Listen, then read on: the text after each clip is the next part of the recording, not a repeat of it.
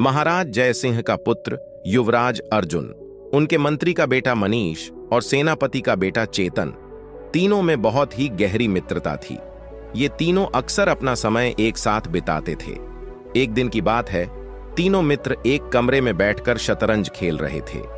खेल बहुत ही दिलचस्प हो रहा था कि अचानक एक मोहरा गायब हो गया। उन्होंने पूरे कमरे की तलाशी ली, हर एक चीज को उलट पुलट कर देखा, मगर वह मोहरा नहीं मिला।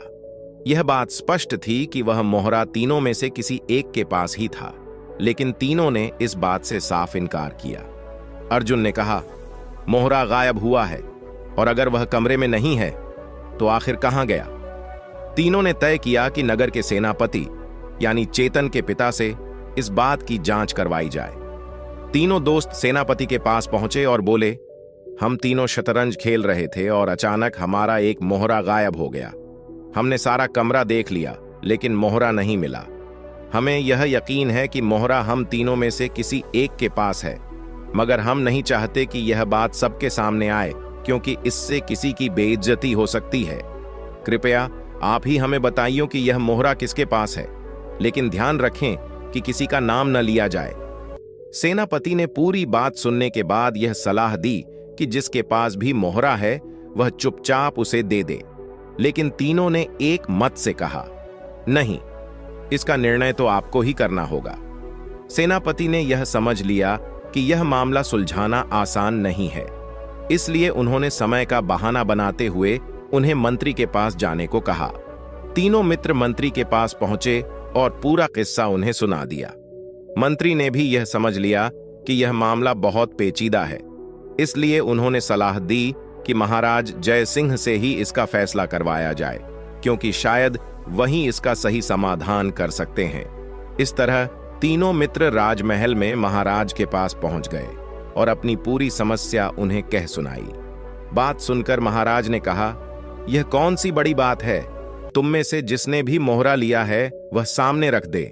लेकिन तीनों के आग्रह पर महाराज ने अपने न्याय अधिकारी को आदेश दिया कि वह इस मामले का फैसला करें। तीनों की बात सुनकर न्याय अधिकारी सोच में पड़ गया। न्याय अधिकारी ने तीनों दोस्तों को अपने घर 4 दिन बाद बुला लिया। न्याय अधिकारी चिंतित मुद्रा में अपने घर के कमरे में बैठा था, तभी उसकी बेटी, जिसका नाम सुमेधा था, कमरे में दाखिल हुई।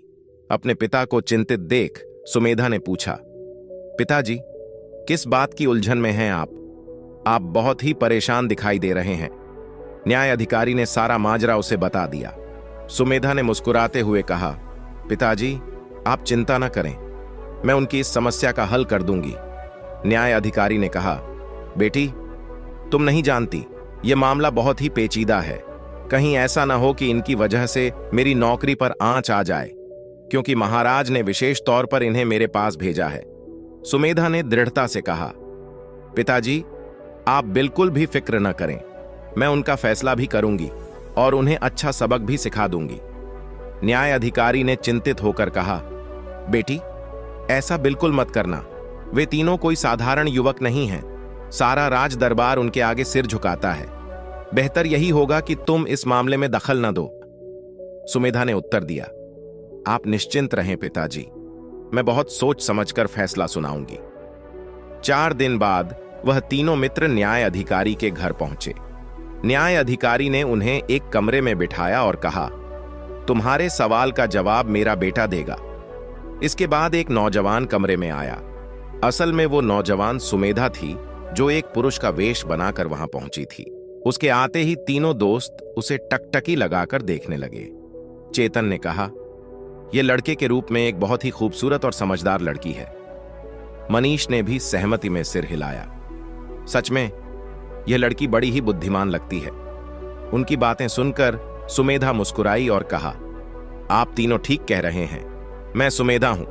आप ठहरिए, मैं अपने असली रूप में आती हूं। यह कहकर वह दूसरे कमरे में गई और पुरुष का वेश उतारकर अपने असली रूप में उनके सामने आ गई। उसके घने काले लंबे बालों और अद्वितीय सौंदर्य को देखकर वे तीनों दोस्त स्तब्ध रह गए।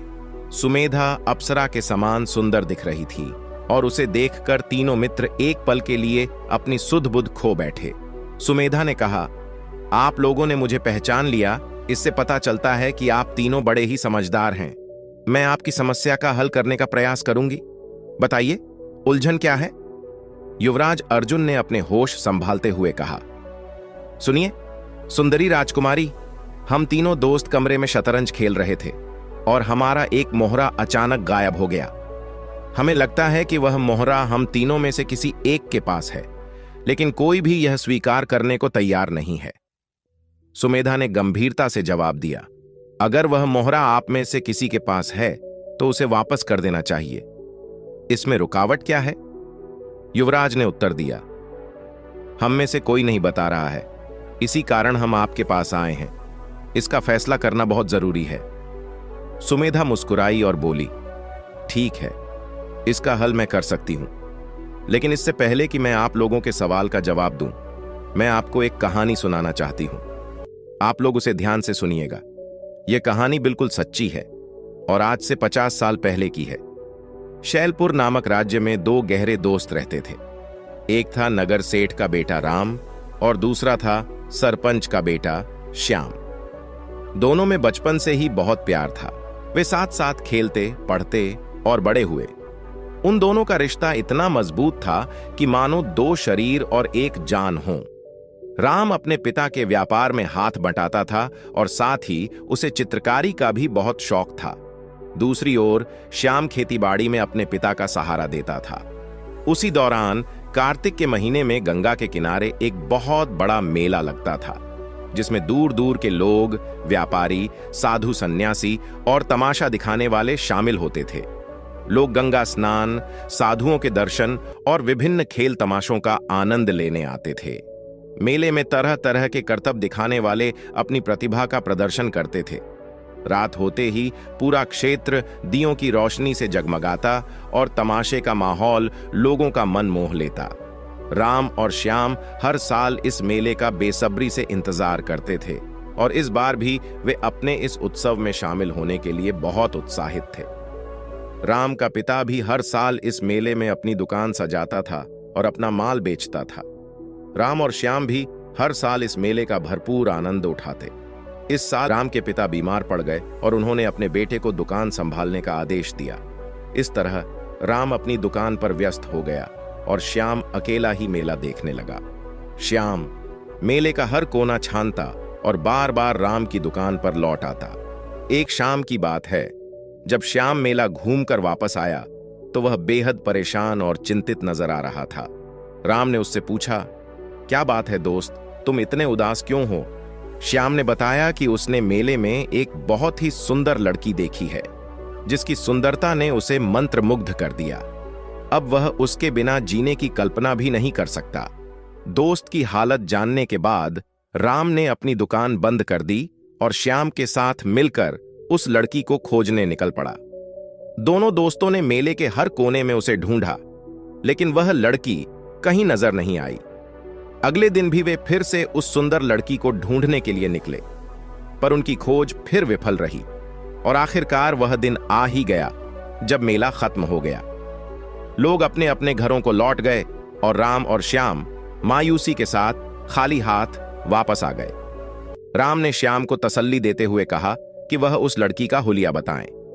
श्याम ने उस लड़की की विशेषताओं को बताना शुरू किया। राम, जो चित्रकारी में माहिर था, उसके बताए हुलिये के आधार पर लड़की की तस्वीर बनाने लगा।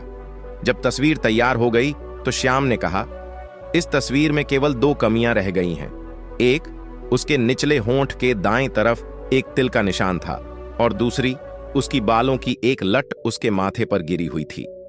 राम ने यह दोनों बातें बना दी और जब श्याम ने देखा तो उसने कहा, अब यह उसी लड़की की तस्वीर है। राम ने अपने दोस्त से वादा किया कि जब तक वह इस लड़की का पता नहीं लगा लेगा, वह चैन से नहीं बैठेगा। अगले दिन राम ने अपने घर से विदा ली और गांव-गांव, बस्ती-बस्ती उस सुंदर लड़की की तलाश शुरू कर दी। उसने हर वह जगह तलाश की जहां उस लड़की के मिलने की उम्मीद थी, लेकिन उसका कुछ पता नहीं चला। राम के माँ बाप और रिश्तेदारों ने उसे बहुत समझाया, लेकिन वह अपने प्यारे दोस्त के साथ किए गए वादे को निभाना चाहता था। उसने दूर दूर की कोई भी बस्ती, गांव या शहर नहीं छोड़ा जहां उस लड़की को तलाश न किया हो। इस दौरान वह अपने दोस्त श्याम से भी नहीं मिल सका। एक दिन राम को पता चला कि उसका दोस्त श्याम बहुत बीमार है और कमजोर हो चुका है। वह हमेशा उस लड़की को याद करता रहता है और उसकी याद में तड़पता रहता है। राम ने पूरी लगन के साथ उस लड़की को ढूंढना जारी रखा। एक पूरा साल भटकते भटकते बीत गया और अब अगला मेला भी आ गया।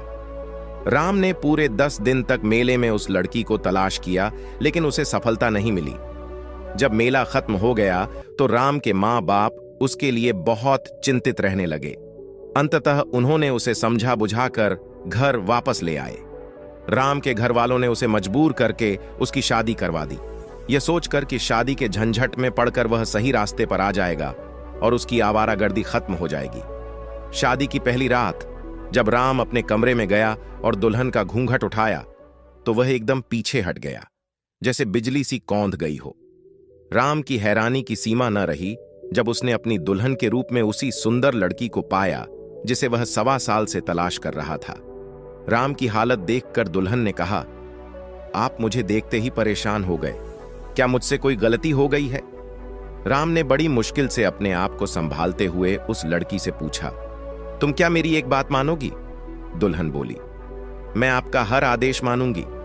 राम ने कहा, नहीं, तुम्हें हर हाल में मेरी बात माननी होगी, नहीं तो एक मासूम इंसान की जान चली जाएगी और मैं यह सदमा बर्दाश्त नहीं कर सकूंगा। इस पर दुल्हन बोली, मैं इतनी निर्दयी नहीं हूं, आप बताइए कि मुझे क्या करना है, मैं आपके आदेश का पालन करूंगी। राम ने श्याम की सारी प्रेम कहानी अपनी दुल्हन को सुनाई कि किस तरह वह उसके प्रेम में पड़कर अपनी जान न्योछावर करने को तैयार बैठा है, और फिर श्याम से किए गए अपने वादे का भी जिक्र किया। उसने श्याम की खराब तबीयत के बारे में बताया और कहा, अपने जान से प्यारे दोस्त की जिंदगी बचाने के लिए मैं तुम्हें इस बंधन से मुक्त करता हूं, तुम श्याम से शादी कर लो। दुल्हन ने कहा, मैं आपका आदेश पूरा करूंगी। राम बोला, तुम अभी श्याम के घर चली जाओ, और घोड़ा मंगवाया। उसी रात दुल्हन अकेली ही श्याम के गांव की तरफ रवाना हो गई। श्याम पास के ही एक गांव में रहता था। दुल्हन रात के समय सफर करती रही। रास्ते में एक सुनसान जगह से गुजरते हुए अचानक 2 राहगीर उसके सामने खड़े हो गए। जब राहगीर नजदीक पहुंचे तो यह देखकर दंग रह गए कि दुल्हन के रूप में इतनी सुंदर लड़की कीमती कपड़ों और जेवरों से लदी हुई अकेले सफर कर रही थी। उन्होंने उसे पकड़कर अपने सरदार के पास ले जाने का निर्णय लिया। लड़की ने इस पर किसी भी किस्म की कोई हिचकिचाहट नहीं दिखाई। सरदार ने देखा कि एक बेहद खूबसूरत लड़की दुल्हन के रूप में उसके सामने खड़ी थी। वह बोला, अरे सुंदरी, तुम्हारे कपड़ों से मालूम होता है कि तुम्हारी नई नई शादी हुई है। ऐसी हालत में अकेले सफर करना मेरे ख्याल से ठीक नहीं है। आखिर ऐसी कौन सी मजबूरी थी जिसके कारण तुम्हारे घर वालों ने तुम्हें ऐसा करने की इजाजत दे दी? लड़की ने कहा, मैं एक बहुत ही जरूरी काम से जा रही हूं जिसे मैं अभी नहीं बता सकती। अगर आप आज्ञा दें तो मैं वो जरूरी काम पूरा करके आपके पास वापस आ जाऊंगी। सरदार ने कहा, घर में आया हुआ शिकार यूं ही हाथ से जाने दूं। लड़की ने कहा, आप बेशक ठीक कहते हैं, मगर मैं वचन देती हूं कि कल शाम से पहले मैं इससे भी ज्यादा कीमती जेवर, नकदी और कपड़े लेकर आपके सामने हाजिर हो जाऊंगी। लेकिन इस वक्त अगर मैं ना गई तो हो सकता है कि किसी की जिंदगी चली जाए। मैं डर के मारे यह बात नहीं कहती। अगर मुझे डर या खौफ होता तो मैं अकेले सफर ना करती। लुटेरों का सरदार लड़की की दिलेरी से बहुत प्रभावित हुआ और कहने लगा, चलो तुम्हारी यह बात भी मानकर देख लेता हूं। अपने आदमियों से कहता हूं कि तुम्हें तुम्हारी मंजिल तक छोड़ आएं। दुल्हन ने कहा, नहीं, ऐसा नहीं होगा।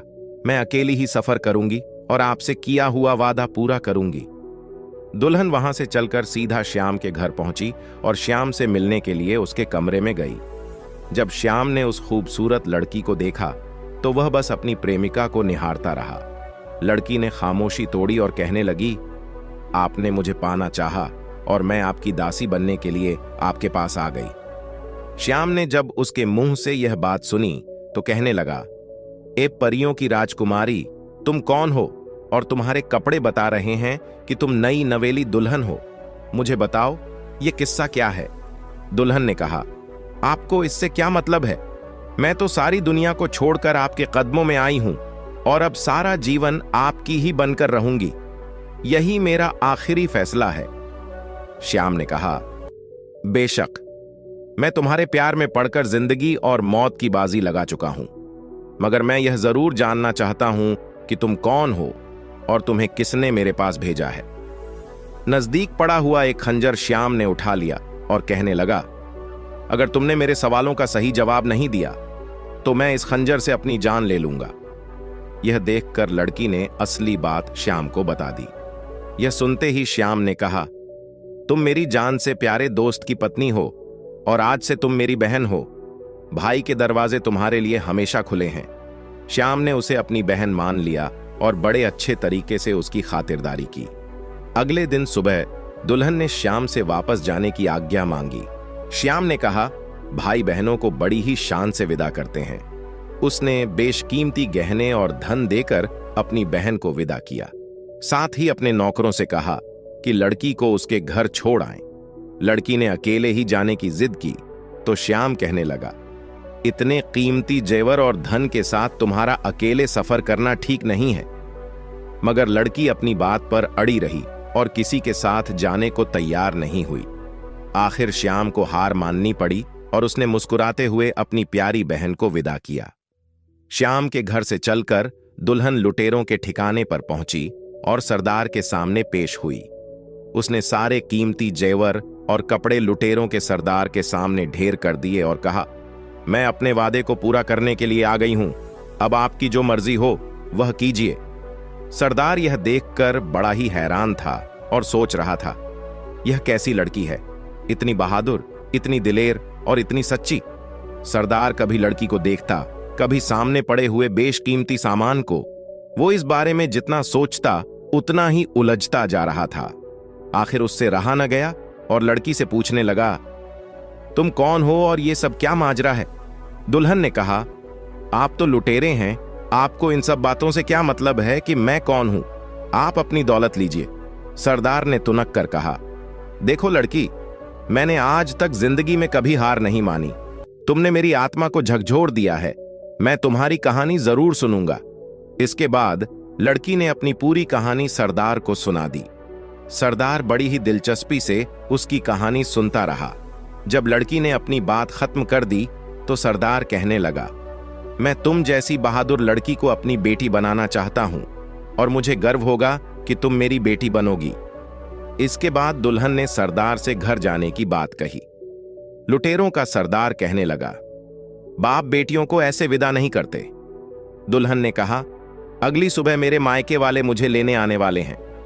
तब सरदार ने उसे घर जाने की इजाजत दे दी और बेशुमार दौलत और हीरे जवाहरात देकर अपनी बेटी को विदा किया। साथ ही वह अपने आदमियों से कहने लगा कि मेरी बेटी को उसके घर छोड़ आएं। परंतु लड़की ने कहा, मैं अकेली ही आई थी और अकेली ही चली जाऊंगी। सरदार ने बेटी के सर पर हाथ फेरते हुए उसे विदा किया। वहां से चलकर दुल्हन अपने पति के पास पहुंची। राम उसे देखकर भौंचक्का रह गया। लड़की ने अपने पति को अपने अनोखे सफर की सारी कहानी सुनाई तो उसका पति ईश्वर का धन्यवाद करते हुए प्रार्थना करने लगा। सुमेधा ने यह कहानी खत्म करते हुए तीनों दोस्तों अर्जुन, चेतन और मनीष से बारी बारी पूछा, आप बताएं कि सबसे बड़ा बलिदान किसका है? सबसे पहले अर्जुन ने जवाब दिया, असली बलिदान राम ने किया है, जिसने दोस्त से किया हुआ वादा पूरा करने के लिए अपनी पत्नी को दोस्त के पास भेज दिया। चेतन ने कहा, असली बलिदान श्याम ने दिया है, जिसने उस लड़की को इतना प्रेम किया और जब उसे पता चला कि वह उसके दोस्त की पत्नी है तो लड़की को अपनी बहन बना लिया। मनीष बोला, नहीं, वह दोनों तो आपस में गहरे दोस्त थे, तो उन्होंने अगर एक दूसरे के लिए बलिदान दिया तो किसी पर कोई एहसान नहीं किया, यह उनका कर्तव्य था।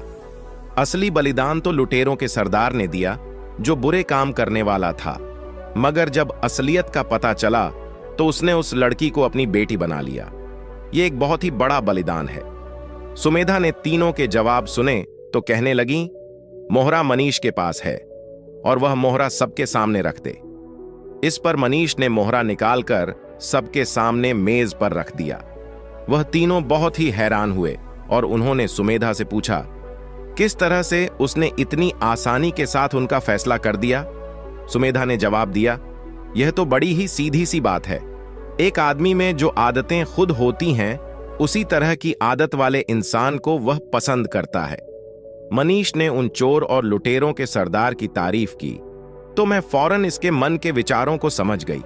एक चोर ही दूसरे चोर से हमदर्दी रख सकता है और यही असली अपराधी है। तीनों दोस्त उस अक्लमंद लड़की के फैसले से बहुत ही खुश हुए। वह तीनों लड़की की तारीफ करते हुए और धन्यवाद देकर वहां से लौट गए। तो दोस्तों, आपको आज की कहानी अच्छी लगी तो चैनल को सब्सक्राइब करके हमें सपोर्ट कर दीजिए। फिर मिलते हैं एक नई कहानी के साथ।